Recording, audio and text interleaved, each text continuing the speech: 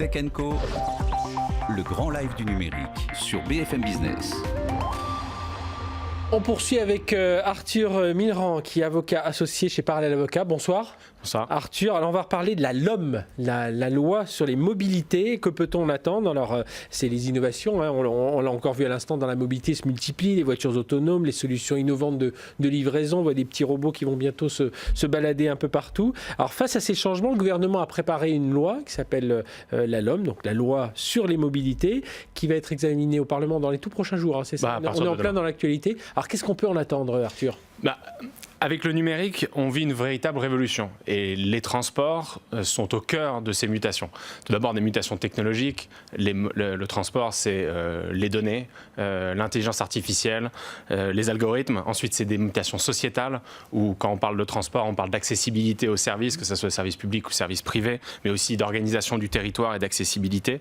On parle aussi de mutations écologiques où, en fait, les mobilités doivent devenir plus propres pour relever le défi environnemental. Et en fait, tout ça fait du transport un secteur clé pour les mutations digitales et numériques, mais c'est aussi un secteur extrêmement réglementé. C'est pour ça que le gouvernement travaille maintenant depuis 2 ans à cette grande loi sur les mobilités qui serait la plus grande loi depuis les années 80 pour en fait réussir cette transformation digitale et saisir l'opportunité de réussir la révolution des mobilités. Et donc si cette loi qui est débattue à partir de demain au Sénat, puis ensuite à l'Assemblée nationale, est à la hauteur des attentes du secteur et des acteurs, eh bien, l'objectif sera rempli. Donc c'est un cadre juridique pour les nouvelles mobilités, pour apporter des précisions, c'est ça, créer des nouveautés, favoriser les expérimentations, les innovations. C'est un projet de loi alors, qui doit être assez conséquent, j'imagine, il y a tout un tas de ministères qui travaillent dessus, pas que le ministère du numérique, le ministère des Transports, enfin voilà, il y en a beaucoup. 40 articles, des centaines d'amendements, et déjà on peut retenir un peu les quelques points importants. C'est très difficile de synthétiser, mais ce qu'il faut retenir, c'est que la LOM, c'est réussir les mutations des nouvelles mobilités. Et donc ça impose de faire évoluer le cadre existant, de créer des nouveautés. Donc au-delà de ce qui relève des infrastructures, puis ensuite plus généralement de la stratégie du gouvernement sur le transport, donc on parle de l'aérien, on parle du ferroviaire. Si on parle du numérique, peut-être que les éléments à retenir, c'est d'abord l'ouverture des données de transport. Et ça, c'est une application nationale du droit européen et ça favorise en fait la circulation et l'accessibilité de ces données qui sont en fait le cœur des mobilités de demain, puisqu'en fait, sans données, vous ne ferez pas donc ça veut dire quoi ? Ça veut dire les données de trafic, les données, on va dire sur telle autoroute, combien de voitures sont passées, enfin ça peut aller jusque-là, Oui, c'est ça, c'est des données qui sont à la fois quantitatives et puis parfois qualitatives sur le nombre de véhicules, le trafic, les horaires. Et en fait, tout ça, ça favorise à la fois les mobilités de personnes, mais aussi les mobilités de marchandises. Donc ça, c'est le premier aspect, les données. Ensuite, le deuxième aspect, c'est le free floating, on en parle beaucoup, mais c'est les locations de véhicules sans station d'attache, donc que ça soit par des opérateurs qui louent les véhicules ou entre particuliers. Tout ça, c'est des grandes évolutions qui ont été dans les usages ces dernières années et qui vont rentrer dans la loi à l'occasion de la LOM. On peut aussi faire référence à la mobilité des marchandises. Vous faisiez référence à des petits robots autonomes, mais c'est-à-dire que les marchandises, c'est souvent le parent pauvre de la réglementation en matière de transport. Et là, dans la LOM, il y a des évolutions sur le statut et le rôle des intermédiaires numériques qui permettent de connecter des transporteurs et des clients. Mais on peut espérer aussi d'autres nouveautés, comme le cotransportage de colis, qui est en fait la déclinaison pour les colis du covoiturage. Donc en fait, c'est des frais partagés pour favoriser la mobilité des marchandises à moindre coût. Donc en fait, tout ça, c'est des nouveautés. Il y aura aussi des précisions du cadre existant. Donc on peut parler de... Les VTC, j'imagine. Les VTC, effectivement, il y a tout déjà, c'est en train de se dessiner peu à peu. Il y a des réflexions dans le secteur des VTC sur la dématérialisation des procédures, des examens et puis des cartes VTC professionnelles, puisqu'en fait, il y a beaucoup de faux. Et donc, il y a un véritable enjeu de contrôle.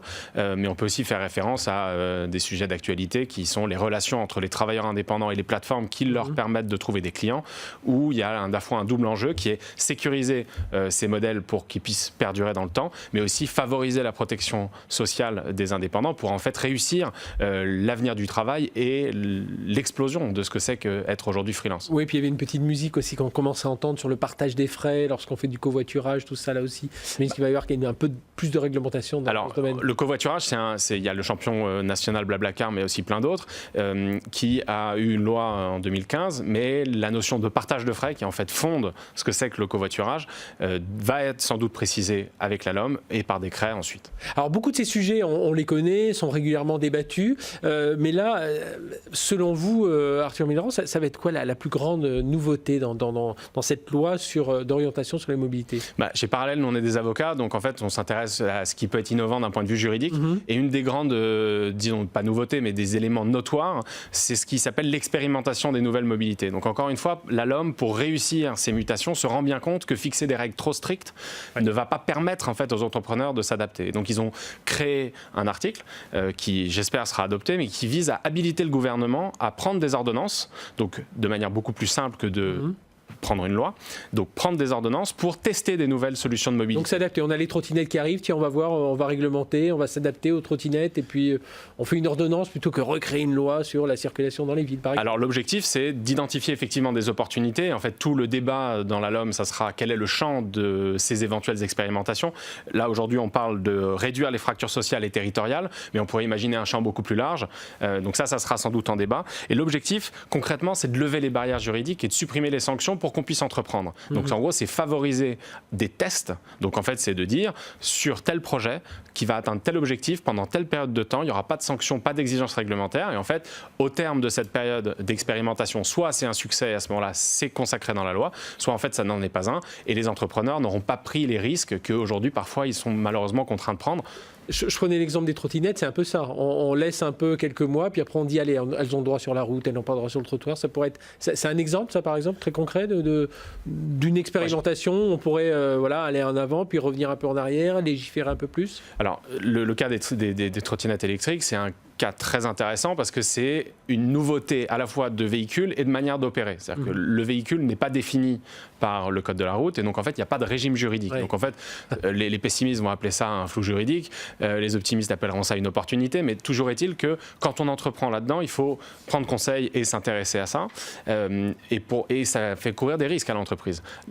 L'objectif de l'expérimentation, c'est supprimer ces barrières juridiques pour permettre ces expérimentations. Mais il faudra avant tout être autorisé à faire ces expérimentations et ça vise à encadrer l'innovation sans la brider. Eh bien, Arthur Millerand, merci de nous avoir expliqué tout ça. Avocat associé chez Parallèle Avocat. Donc, débattu cette loi sur l'orientation sur la mobilité qui sera débattue au Parlement là, dans les heures qui viennent, donc avec pas mal de décisions et on imagine pas mal de souplesse admise dans ce projet de loi. Merci d'avoir été avec nous. Tech & Co, c'est tous les soirs, 20h, 22h.